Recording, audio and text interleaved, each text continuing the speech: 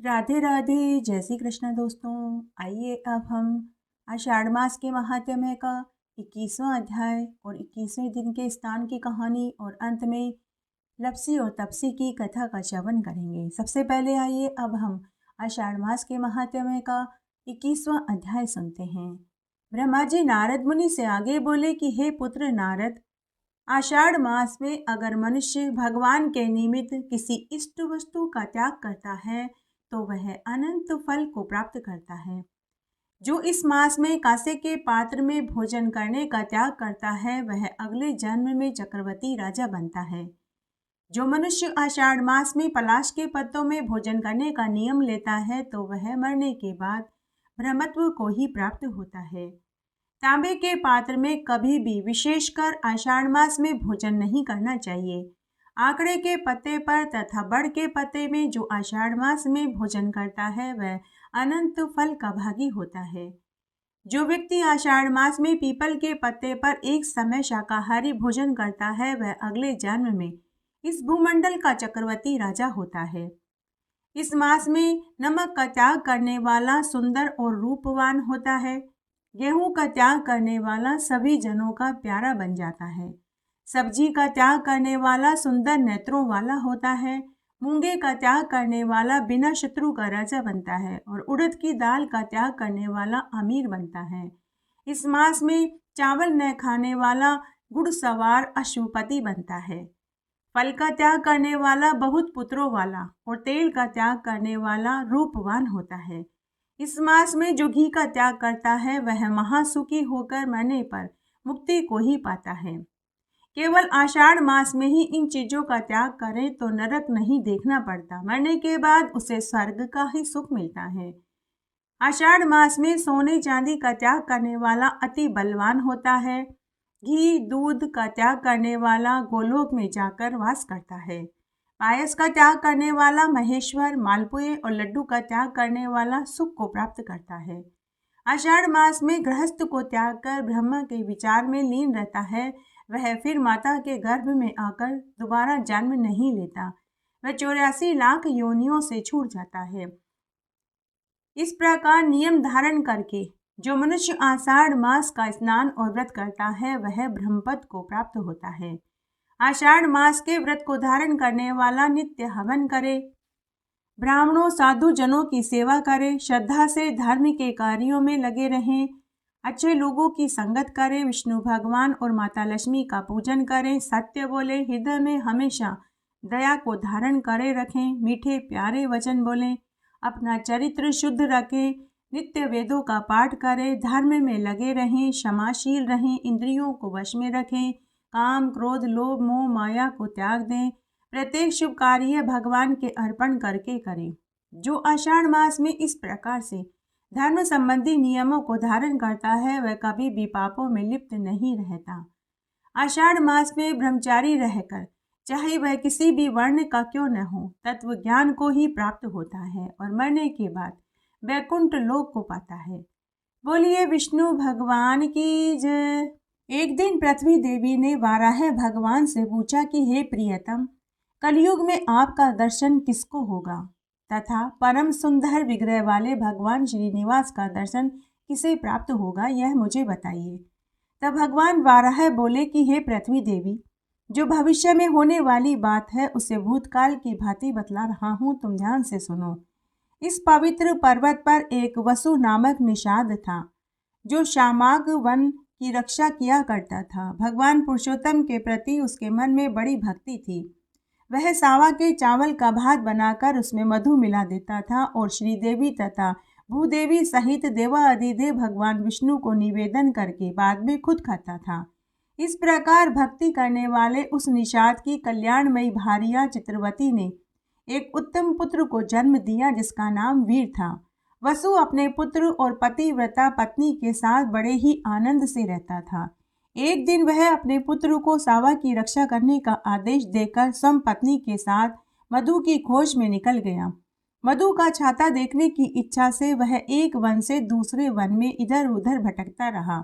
इधर उसके पुत्र ने सावा के तैयार किए हुए भात को लेकर कुछ अग्नि में डाल दिया और कुछ पीसकर वृक्ष की जड़ में भगवान श्रीपति को भोग लगा दिया।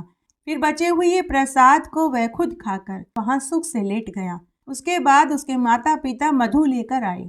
सावा के चावलों को खाया हुआ देखकर उसने अपने पुत्र को बहुत फटकार लगाई।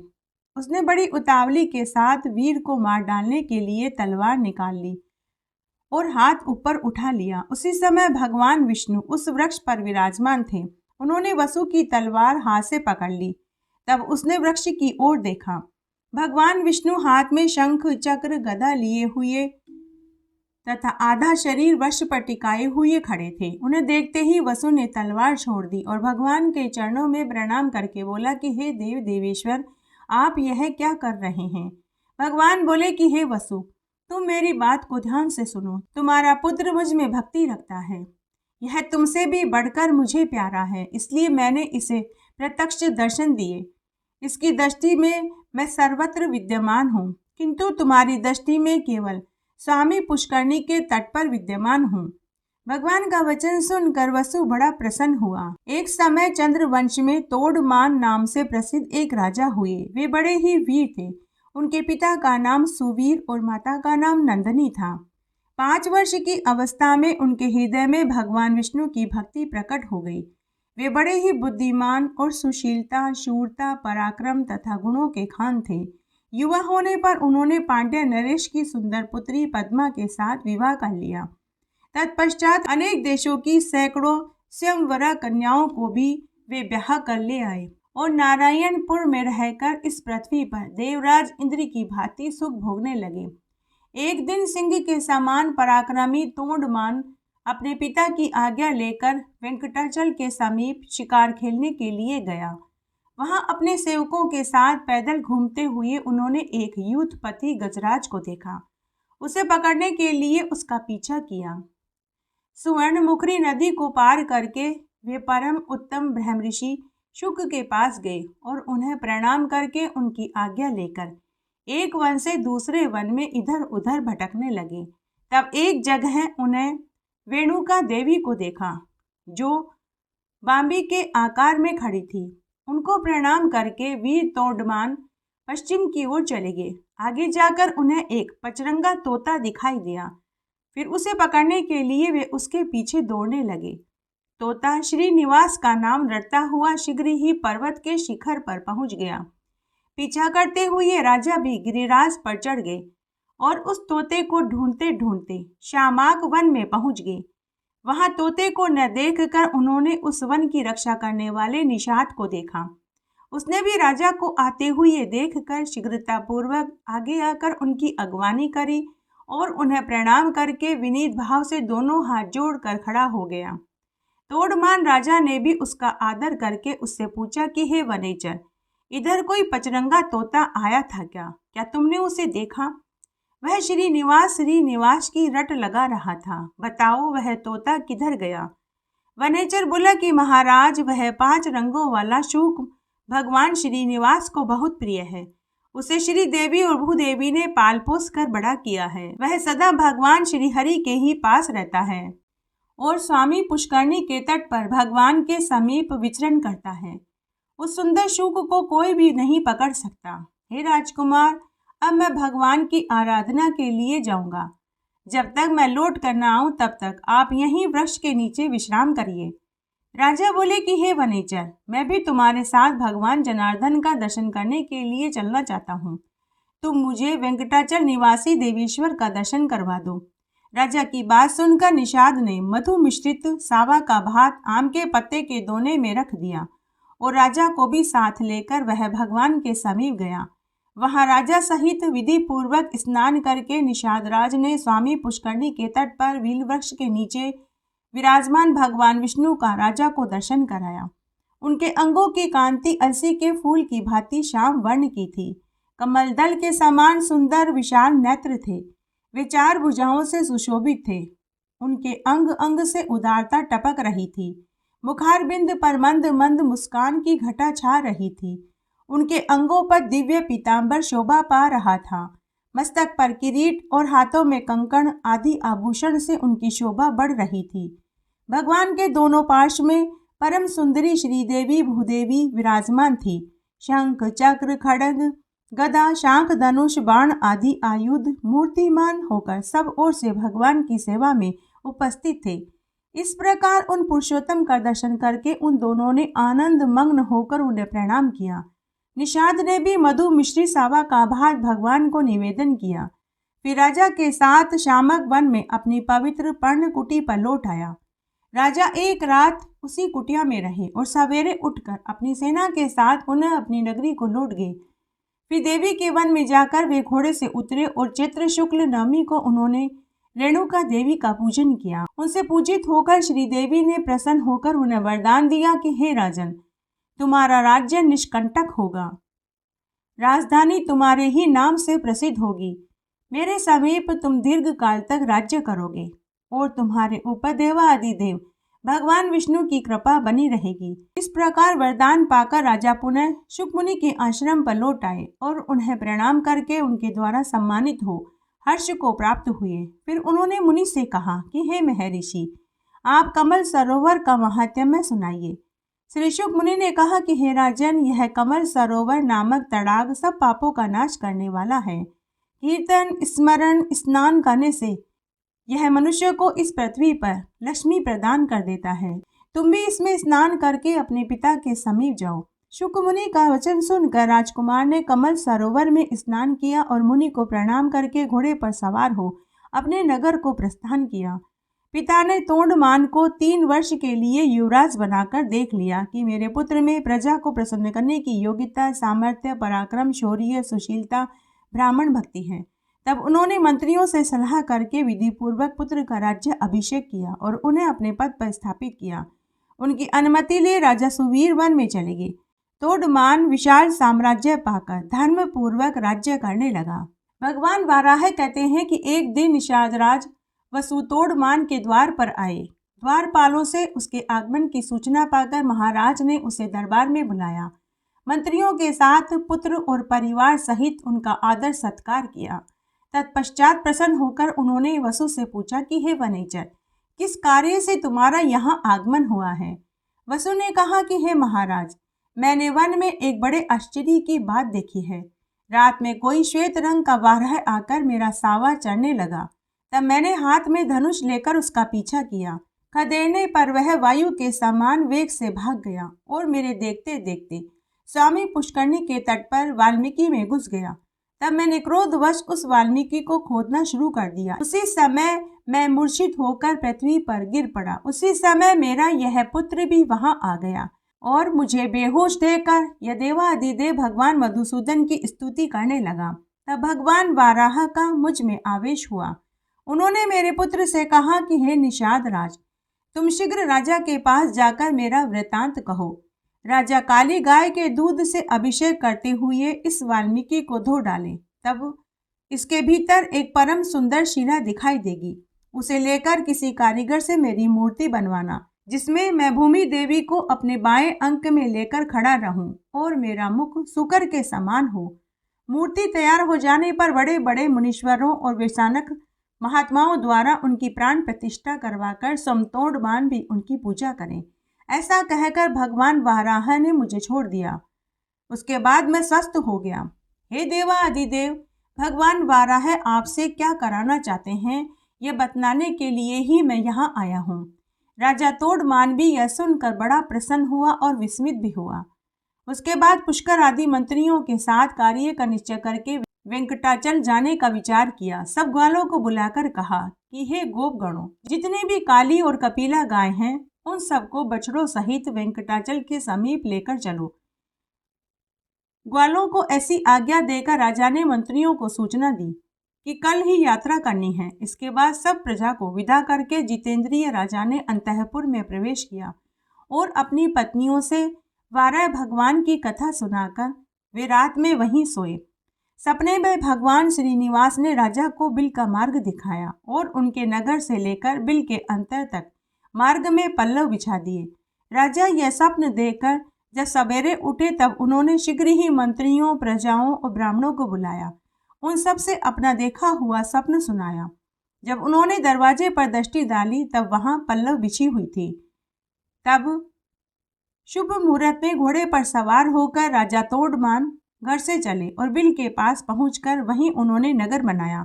उस समय देवाधिदेव भगवान ने सम्राजा को यह आदेश दिया, अर्थात संकेत दिया कि इमली और चंपा ये दो वृक्ष बड़े उत्तम हैं, इनका पालन करो। इमली मेरा आश्रय है और चंपा लक्ष्मी जी का स्थान है, अतः राजाओं, ऋषियों, देवताओं, मनुष्यों को भी इन दो वृक्षों की पूजा करनी चाहिए। तोड़मान से ऐसा कहकर भगवान विष्णु चुप हो गए। उनका वचन सुनकर राजा ने 4 दीवारी बनवाई। वे खानस कुल के मुनियों से पूजन कराया। प्रतिदिन बिल के मार्ग से आकर भगवान को प्रणाम करके लौट जाते थे। उन्होंने उत्तम भोग भोगते हुए धर्मपूर्वक राज्य किया। इस समय दक्षिण देश के एक श्रेष्ठ ब्राह्मण गंगा स्नान के लिए स्त्री सहित घर से चले। मार्ग में ब्राह्मणी गर्भवती हो गई। उसे इस दशा में देखकर और अपने साथ चलने में असमर्थ जानकर ब्राह्मण देवता राजा के द्वार पर आए। द्वारपाल से उनके आगमन की सूचना पाकर राजा ने उन्हें दरबार में बुलाया और उनका विधि पूर्वक आदर सत्कार किया और कुशल सेम पूछा कि हे ब्राह्मण, आपके आगमन का क्या कारण है? बताइए, मैं आपकी क्या सेवा कर सकता हूँ। ब्राह्मण ने कहा कि हे राजन, मैं वशिष्ठ कुल में उत्पन्न वीर शर्मा नाम का सामवेदी ब्राह्मण हूँ। घर से गंगा स्नान करने के लिए पत्नी को साथ लेकर निकला था। मार्ग में मेरी पत्नी गर्भवती हो गई। यह कुशिक वंश की कन्या बड़ी पुण्यशालिनी है, इसका नाम लक्ष्मी है। यह बड़ी सुशील और पतिव्रता है। इसे मैं आपके घर में रखकर अपना व्रत पूर्ण करना चाहता हूँ, अतः जब तक मैं लौट कर न आऊँ तब तक आप इसकी रक्षा करें। ब्राह्मण की बात सुनकर राजा ने 6 महीने के लिए चावल और धन देकर ब्राह्मणी के लिए अंतःपुर में एक घर बना दिया।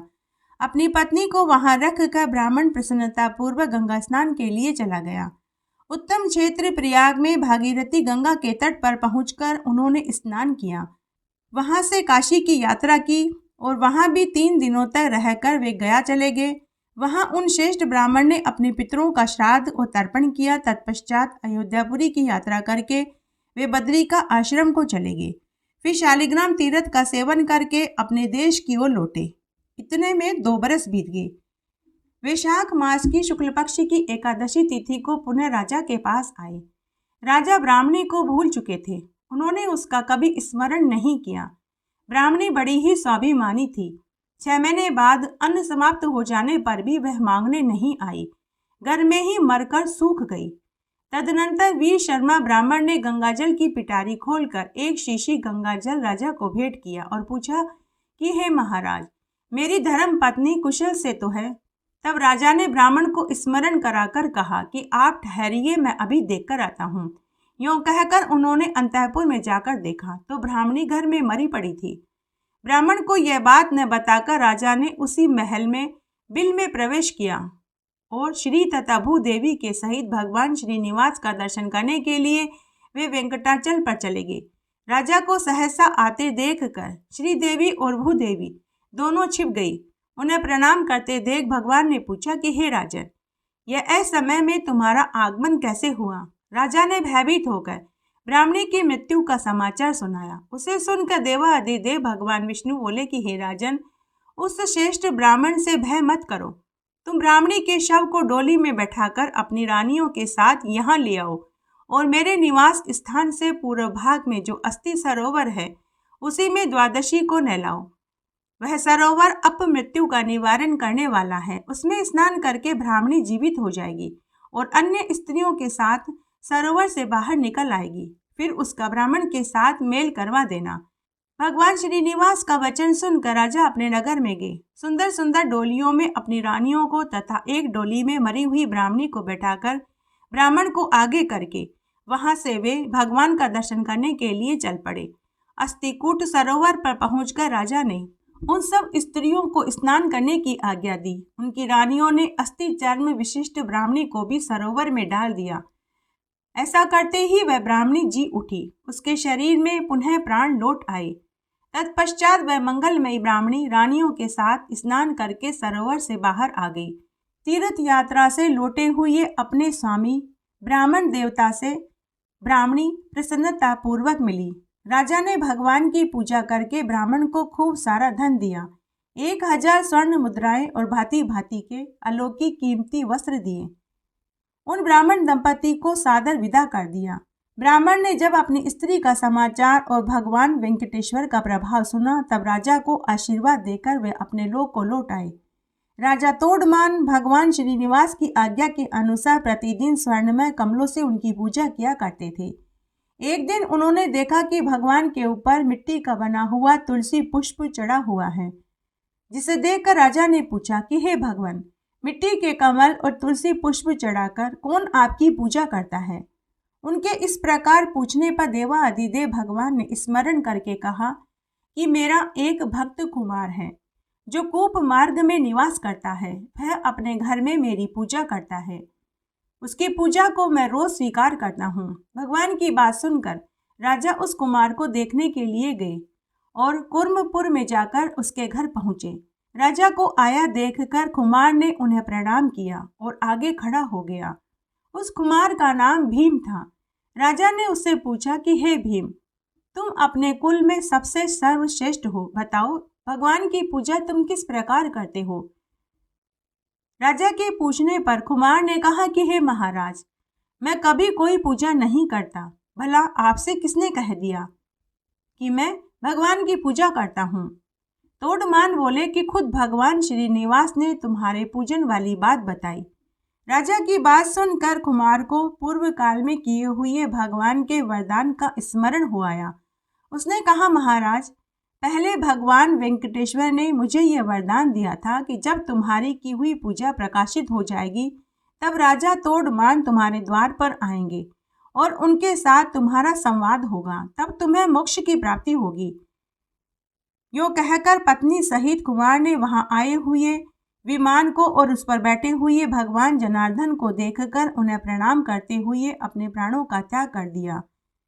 राजा अधिराज तोड़मान के देखते देखते विमान पर बैठकर दिव्य रूप धारण करके दिव्य रूप धारिणी पत्नी के साथ वह कुमार भगवान विष्णु के परम धाम को चला गया। यह अद्भुत घटना देखकर राजा हर्ष से भर गया और अपने नगर को लौट आया और अपने श्रीनिवास नामक पुत्र का विधि पूर्वक राज्याभिषेक करके बोले कि हे वत्स, तुम धर्म पूर्वक सब मनुष्यों का पालन और पृथ्वी की रक्षा करना। पुत्र को यह आज्ञा देकर बुद्धिमान राजा ने बड़ी भारी तपस्या करी। तपस्या करते समय भगवान ने उन्हें प्रत्यक्ष दर्शन दिए। वे श्री तथा भूदेवियों के साथ गरुड़ पर आरूढ़ होकर वहां आए थे। भगवान बोले कि हे राजन, मैं तेरी तपस्या से संतुष्ट हुआ। बोलो, तुम्हारी किस बात की इच्छा है जिसे मैं पूर्ण करूं? देवाधिदेव भगवान के ऐसा कहने पर सम्राट तोड़मान अत्यंत ही प्रसन्न हो हाथ जोड़कर गदगद वाणी में बोला कि हे माधव, मैं आपके जरा मृत्यु रहित धाम में निवास करना चाहता हूँ। मुझे यही मनवांचित वरदान दीजिए। ऐसा कहकर राजा भगवान के समीप पृथ्वी पर साष्टांग गिर गए और शरीर त्याग कर विमान पर बैठ गए। उस समय गंधर्वगण उनकी स्तुति कर रहे थे। राजा भगवान विष्णु का सारूप्य प्राप्त करके शोक मोह रहित, जरा मरण वर्जित तथा पुनरावृत्ति शून्य वैकुंठ धाम को चले गए। सूत जी कहते हैं कि देवाधिदेव भगवान वाराह के द्वारा किए हुए इस भविष्य प्रसंग को जो कोई भी सुनता, पढ़ता, सुनाता है तथा पुण्यमयी पुराण कथा का भक्ति पूर्वक पाठ करता है, वह सभी मनोकामनाओं को प्राप्त करके अंत में भगवान विष्णु के ही लोक को पाता है। आइए अब हम आषाढ़ मास का संपूर्ण फल पाने के लिए लपसी और तपसी की कथा का श्रवण करते हैं। लपसी और तपसी की कहानी। सभी कथा कहानियों के साथ में लपसी और तपसी की कथा नहीं सुनी जाती है तो व्रत का पूरा फल प्राप्त नहीं होता। आइए लपसी और तपसी की कथा का श्रवण करते हैं। एक बार एक लपसी और एक तपसी था। दोनों गहरे मित्र थे। तपसी तो सदा भगवान की सेवा पूजा करता और मंत्रों को बोलता और रोज तपस्या करता था, जबकि लपसी को पूजा पाठ करना नहीं आता था, तो वह रोज सवा सेर की लापसी बनाता, भगवान को भोग लगाता, घंटी बजाता और चादर तान कर सो जाता। तब एक दिन दोनों दोस्तों में इस बात की लड़ाई छिड़ गई कि कौन भगवान का सच्चा भक्त है। तपसी ने कहा कि मैं भगवान का सच्चा भक्त हूँ, तो लपसी कहने लगा कि नहीं, भगवान का सबसे बड़ा भक्त तो मैं हूँ। तब तपसी बोला कि तुम भगवान के सबसे बड़े भक्त कैसे हो सकते हो?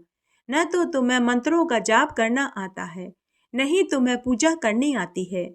मैं भगवान की रोज तपस्या करता हूँ, घंटों बैठकर भगवान के भजन गाता हूँ, घंटों बैठकर भगवान के मंत्रों का जाप करता हूँ।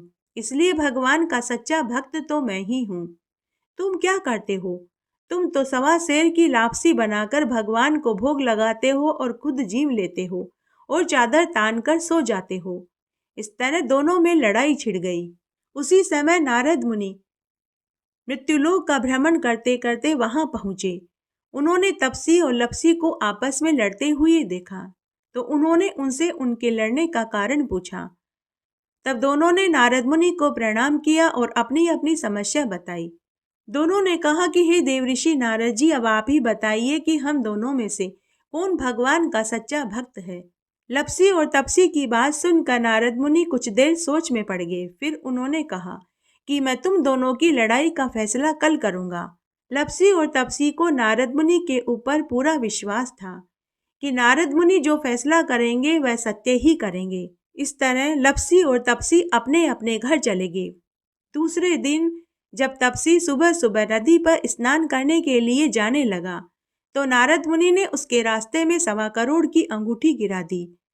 अंगूठी देखकर तपसी के मन में लालच आ गया। उसने अंगूठी उठाई और मन ही मन सोचने लगा कि यह अंगूठी तो बड़ी कीमती लग रही है। अगर मैं इस अंगूठी को बेच दूंगा तो मुझे बहुत सा धन मिलेगा और उस धन से मैं खूब बड़े बड़े यज्ञ हवन करूंगा, भगवान के मंदिर बनवाऊंगा और भंडारा करूंगा और फिर मैं अपने आप को भगवान का सबसे बड़ा भक्त सिद्ध कर दूंगा। बस इसी लालच के कारण उसने अंगूठी उठाकर अपने पास रख ली और फिर नहा धोकर तपस्या करने बैठा तो अंगूठी को अपने पैर के नीचे दबा लिया। उधर लपसी ने रोज की तरह 1.25 शेर की लापसी बनाई और वह भगवान को भोग लगाने के लिए मंदिर जाने लगा। तब नारद मुनि ने लपसी के सामने भी 1.25 करोड़ की अंगूठी गिरा दी।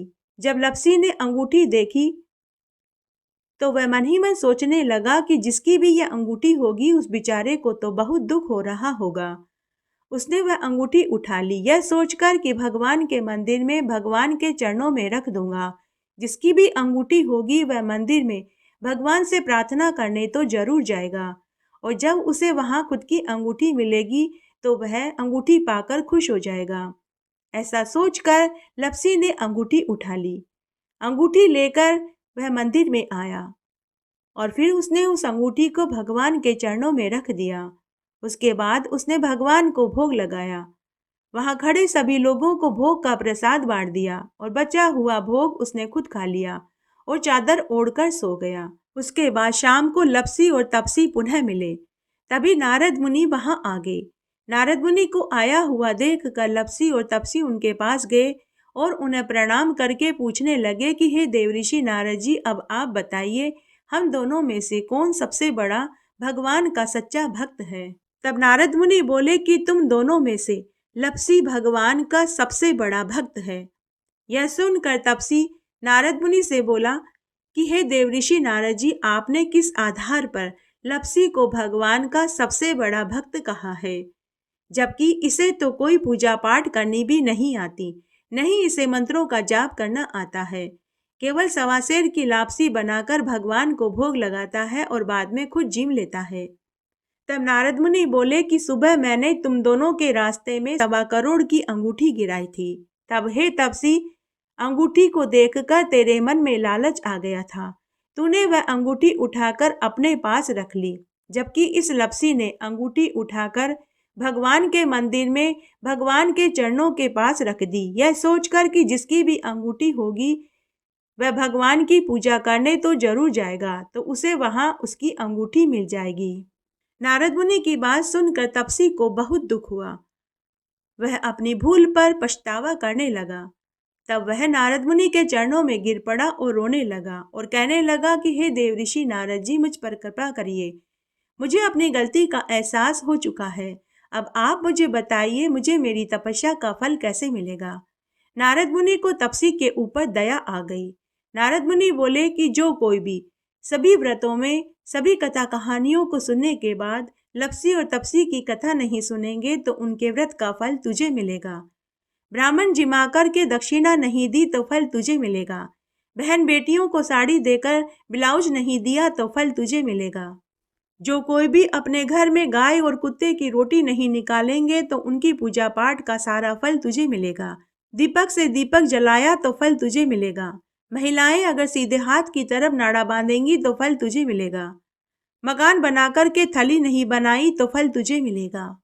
कार्तिक मास, वैशाख मास, पुरुषोत्तम मास, माघ मास और सभी एकादशी और चतुर्थी व्रत में सभी कथा कहानियों के साथ में लपसी और तपसी की कहानी नहीं सुनेंगे तो उनके व्रतों का फल तुझे मिलेगा।